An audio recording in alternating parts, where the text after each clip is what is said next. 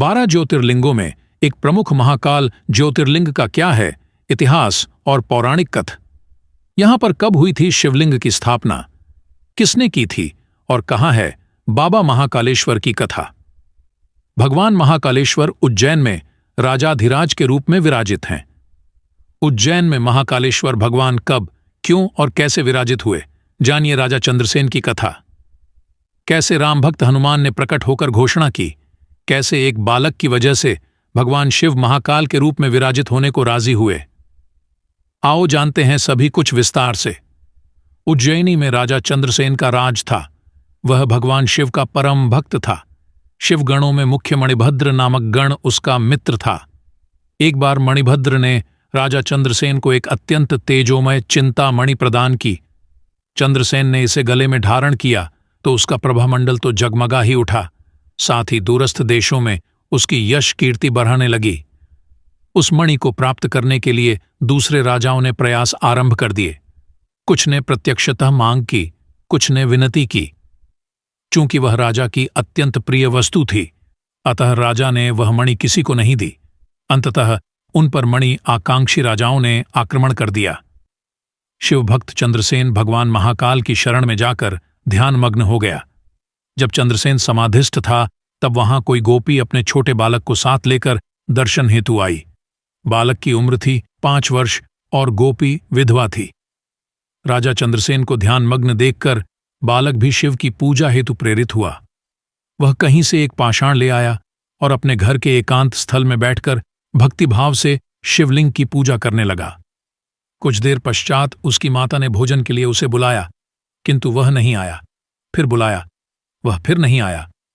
माता स्वयं बुलाने आई तो उसने देखा बालक ध्यानमग्न बैठा है और उसकी आवाज सुन नहीं रहा है।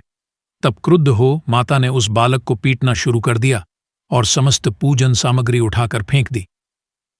ध्यान से मुक्त होकर बालक चेतना में आया तो उसे अपनी पूजा को नष्ट देखकर बहुत दुख हुआ।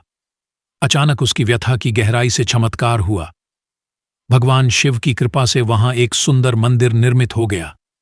मंदिर के मध्य में दिव्य शिवलिंग विराजमान था एवं बालक द्वारा सज्जित पूजा यथावत थी। उसकी माता की तंद्रा भंग हुई तो वह भी आश्चर्यचकित हो गई। राजा चंद्रसेन को जब शिवजी की अनन्य कृपा से घटित इस घटना की जानकारी मिली तो वह भी उस शिवभक्त बालक से मिलने पहुंचा। अन्य राजा जो मणि हेतु युद्ध पर उतारू थे वे भी पहुंचे।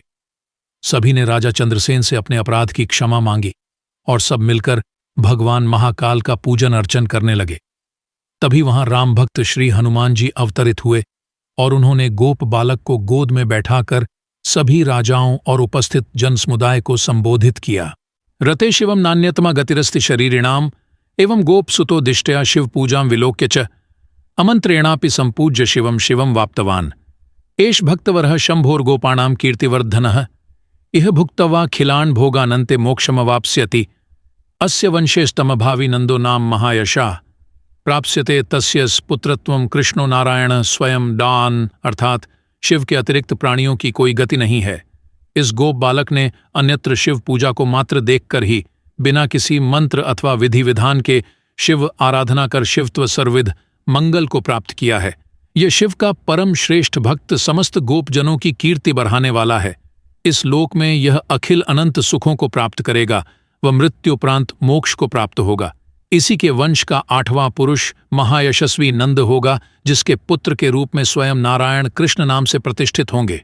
कहा जाता है भगवान महाकाल तभी से उज्जैनी में स्वयं राजा और प्रजापालक का रूप में विराजमान है।